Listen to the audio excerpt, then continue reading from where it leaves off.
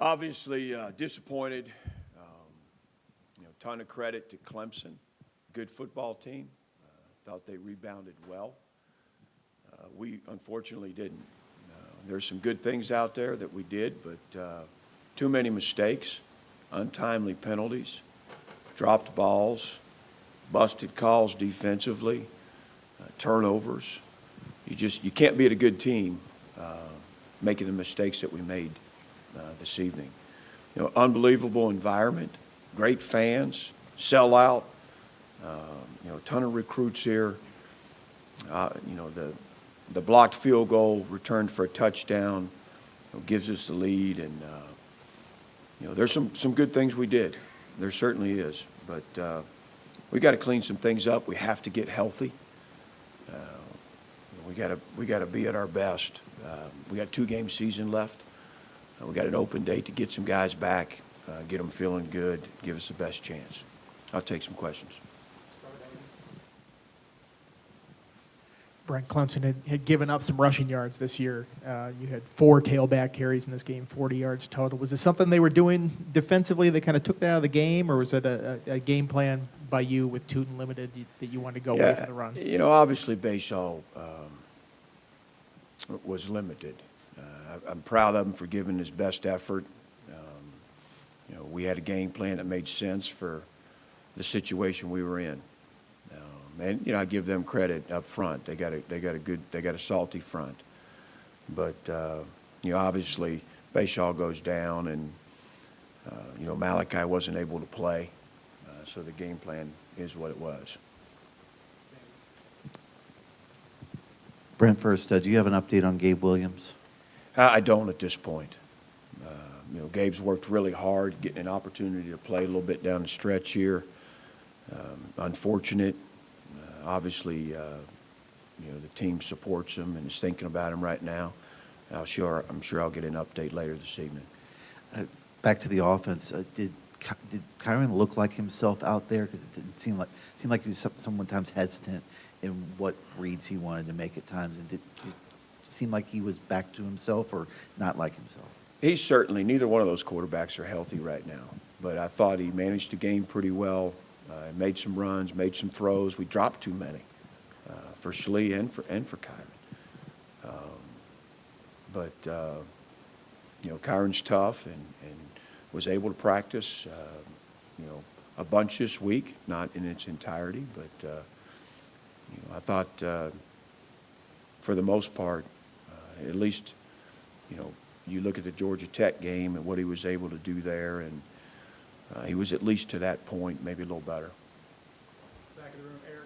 Coach, you listed a laundry list of things that obviously went wrong that could have went better, but could you have asked for more from your defense at halftime? I mean, not only with the lead, but also kept those guys off the board and we're getting some pressure to the quarterback?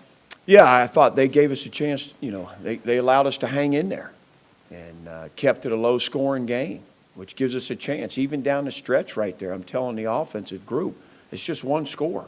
It's 21-7. We need one score, to get this thing back where we want it.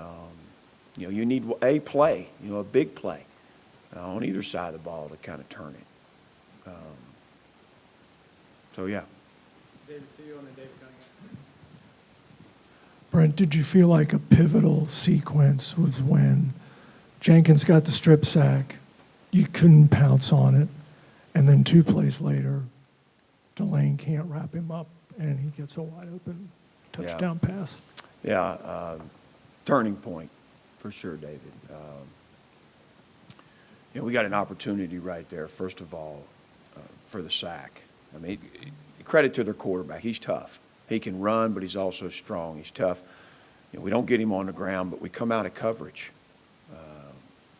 Sometimes those guys elude the sack. You got to stay disciplined in your coverage. We made it too easy for him right there. You mentioned the field goal return. I mean, that kind of gave you guys a spark early. What did you see of Keyshawn's block, and what did you think of the way Quentin handled it, and what kind of boost did that give you guys early, and what did you like about how kind of the defense gave you a cushion there? Yeah, I thought it was obviously a good play. We've worked hard at that. They've had some issues. We wanted to see if we couldn't capitalize on it. And fortunately, we were able to. I was hoping we'd get another one down the stretch right there. That was a message to the group. But I thought Quentin, for a true freshman, the ball came right to him. It's hard not to, it's hard to peter that one. You want to just take it and do what you can with it. And he got outside, which was a great move on his part, and showed his speed and range. And also, there were some blocks made on that play. Second row, Steve. Talk about the bye week coming up here.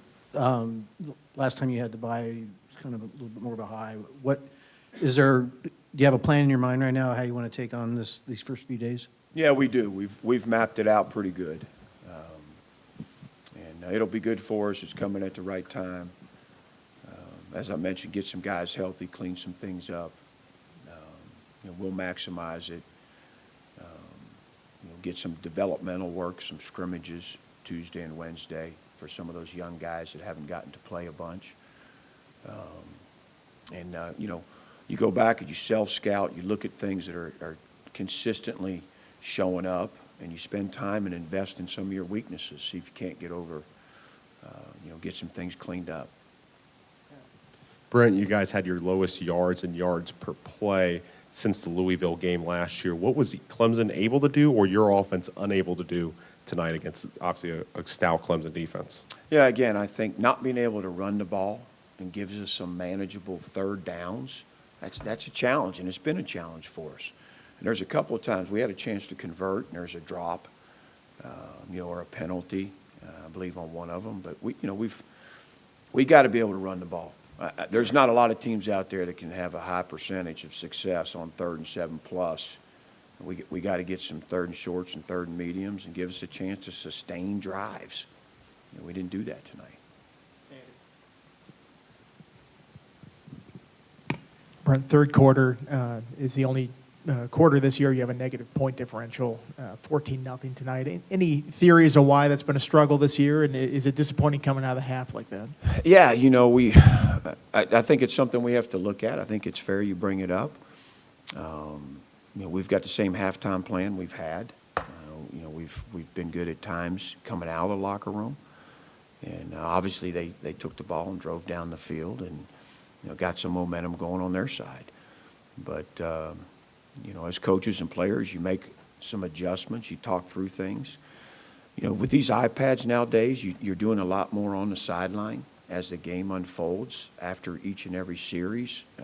There's not as much, hidden things that you're not aware of. But we'll certainly take a look at that as well. Brent, your defense, 4 sacks. Clemson had only allowed 8 through the first 8 games. What did you like about the pass rush when you were able to get home? Yeah, I thought we were teeing off pretty good. We had some coverage change-ups that bought us a little bit of time. They got 4 or 5 starters back on the offensive line. They're a big, good-looking group, very experienced, and quarterback that's elusive. I thought the pass rush was one of those things that gave us a chance and allowed us to be in the game tonight. Any other questions for Coach? Last one, Coach. Brent, obviously you guys 5-5. I know that wasn't necessarily where you expected to be at this point of the season. How much frustration is there to be at this point, and what does the focus look like going to the bye with Duke and Virginia looming? Yeah, I think obviously the goal here at Virginia Tech is always going to be to get to the championship game. We've clearly fallen short, but there's a lot of things that our group can be proud of. And, we talk about finishing and needing to be better there. We have a great opportunity to do that. We've got an open date to clean things up, to get healthy. Got 2 good opponents left. Let's get to postseason play, and let's continue to try and be the team that we can be. All right. Thanks, everybody.